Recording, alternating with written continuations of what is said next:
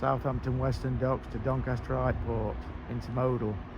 Still accelerating, following a pair of 158s that are heading for Liverpool.